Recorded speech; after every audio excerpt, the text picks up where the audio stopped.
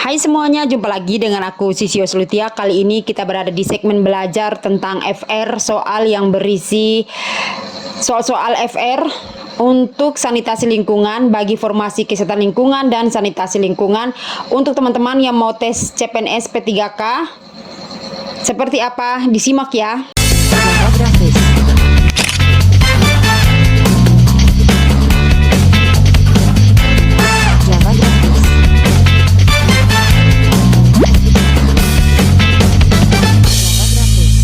Yang pertama kita akan lihat soal jawaban dan juga penjelasan. Seperti ini. Nomor 1, apa definisi air minum menurut Peraturan Menteri Kesehatan Republik Indonesia Nomor 2 Tahun 2023 tentang Peraturan Pelaksanaan Peraturan Pemerintah Nomor 66 Tahun 2014 tentang Kesehatan Lingkungan. Ini tuh jawabannya adalah air minum adalah air yang melalui pengolahan atau tanpa pengolahan yang memenuhi syarat kesehatan dan dapat langsung diminum. Air minum digunakan untuk keperluan minum, masak, mencuci peralatan, makan dan minum, mandi, mencuci bahan baku pangan, dan juga untuk dikonsumsi, serta peturasan dan juga untuk ibadah. Selanjutnya, parameter wajib air minum terdiri atas apa sajakah? Untuk nomor 2 ini kalian ingat parameter wajib air minum. Jadi kalau teman-teman yang tahu masih ingat parameter air minum itu ada berapa? Ada 19. Ini dia jawabannya. Ada 19 di mana parameter wajib air minum itu terdiri dari jenis parameter, kadar maksimum yang diperbolehkan, satuan serta metode pengujian. Di mana contoh kita lihat di bagian pH nomor 8 itu pH jenis parameternya pH. Kadar maksimum yang diperbolehkan itu 6,5 sampai dengan 8,5. Nah, seperti itu cara bacanya ya. Terus kemudian kalian bisa lihat mikrobiologi Escherichia coli-nya itu harus 0. Ya, memang harus 0. Terus kemudian di bagian fisik ada suhu, itu suhu udara kurang lebih 3 dengan satuan derajat Celcius. Ingat kuncinya itu ada 19 parameter wajib untuk air minum. Selanjutnya, apakah yang menjadi kondisi geohidrologi wilayah dan jenis kegiatan lingkungan? Kalian masih ingat teman-teman Kesling dan teman-teman dari D3 Kesling? Ini dia jawabannya adalah kondisi geohidrologi wilayah dan jenis kegiatan lingkungan itu meliputi ada 3. Karakteristik wilayah kegiatan pertanian, kemudian perkebunan dan kehutanan. Lalu yang kedua ada karakteristik wilayah kegiatan industri serta karakteristik wilayah kegiatan pertambangan, migas, panas bumi dan sumber daya mineral. Selanjutnya nomor 4. Berapakah parameter air untuk keperluan hygiene dan sanitasi dengan jenis parameter biologi Escherichia coli? Jawabannya adalah ini dia. 0 tadi di depan. Parameter air untuk keperluan hygiene dan sanitasi E. coli itu harus 0. Ya, dia tidak boleh. Nilai 1 pun tidak boleh, 0,01 juga tidak boleh. Selanjutnya, berapakah parameter air untuk keperluan hygiene dan sanitasi dengan jenis parameter kimia untuk pH? Kalian harus lihat soal ini baik-baik. Parameter air untuk keperluan hygiene dan sanitasi dengan jenis parameter kimia untuk pH. Kalian masih ingat kan di depan? Di depan itu, ini dia pH-nya itu 6,5 sampai dengan 8,5. Selanjutnya, berapakah parameter air untuk keperluan hygiene dan sanitasi dengan jenis besi yang terlarut? Fe terlarut itu nilainya berapa? Nilainya adalah 0,2. Ingat ya, ini yang di besi ini jenis parameternya. Nah, ini 0,2 nih kadar maksimum yang diperbolehkan. MgL ini tuh satuan.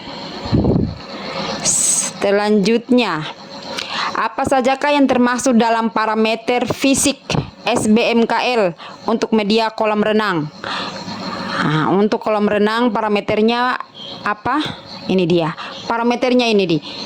Ada 5. Parameter pada tabel 4, parameter fisik dalam SBMKL untuk media air kolam renang itu parameternya ada 5. Bau, kekeruhan, suhu, kejernihan dan kepadatan perenang. Selanjutnya, nomor 8. Apa sajakah yang termasuk dalam parameter biologi SBMKL untuk media kolam renang? Kalau tadi fisik, sekarang biologinya. Jawabannya adalah, ada yang tahu?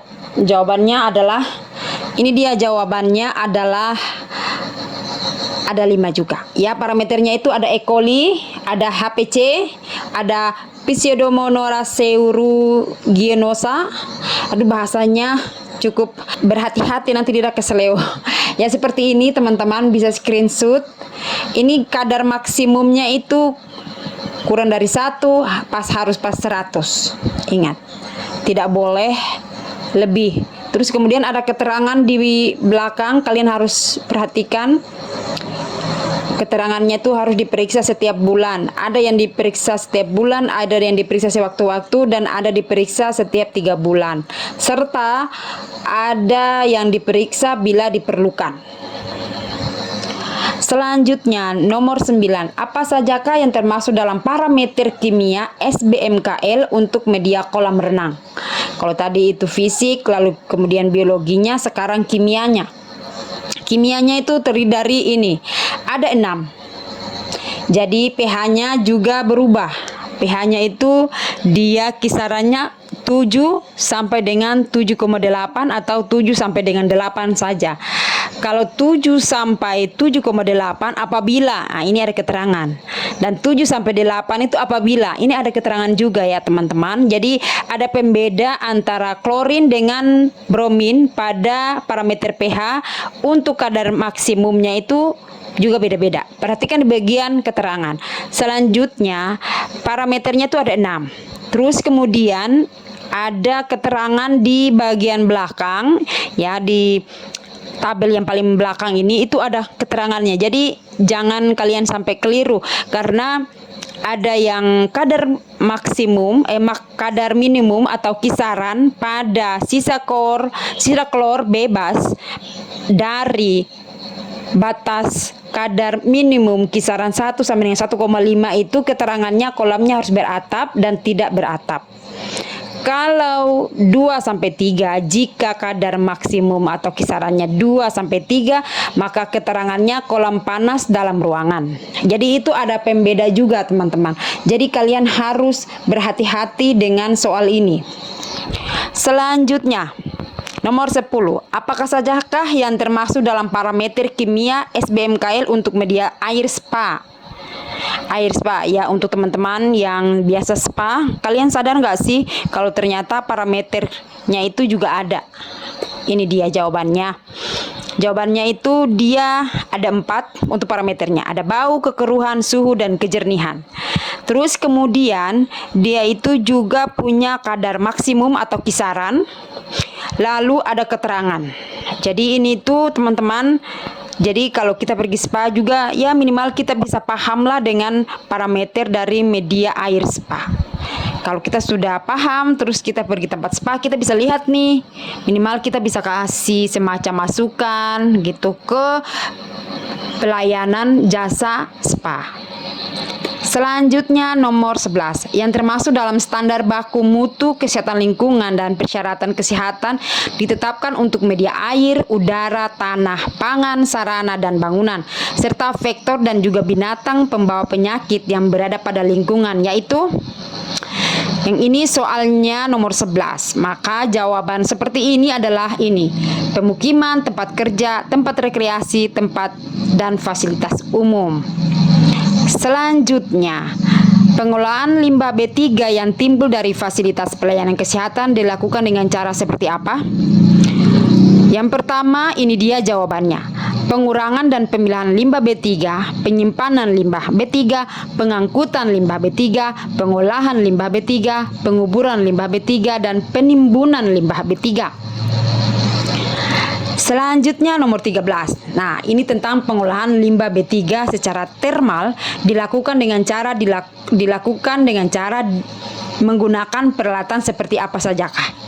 Nah, peralatan yang digunakan yaitu jawabannya adalah Ini dia jawabannya. Menggunakan peralatan seperti autoclave, tipe alir gravitasi dan atau tipe vakum. Terus kemudian gelombang mikro, lalu ada iradiasi frekuensi radio dan insinerator. Nah, insinerator itu yang paling umum digunakan. Selanjutnya nomor 14. Untuk pengoperasian peralatan autoclave tipe alir gravitasi dan atau tipe vakum dilarang digunakan untuk limbah seperti apa. Jadi tidak semua pengoperasian peralatan autoclave tipe alir ini digunakan. Jadi ada limbah-limbah tertentu yang tidak boleh menggunakan peralatan ini. Jawabannya itu adalah patologis, bahan kimia kadaluarsa, tumpahan atau sisa kemasan, kemudian ada radioaktif, farmasi, dan sitotoksik. Ini dia yang tidak boleh digunakan untuk autoclave gravitasi. Selanjutnya nomor 15. Pengoperasian peralatan iradiasi frekuensi radio dilarang digunakan untuk limbah seperti apa sajakah? Nah, untuk nomor 15 ini jawabannya adalah seperti ini. Jawabannya itu hampir sama dengan di nomor 14 ya teman-teman.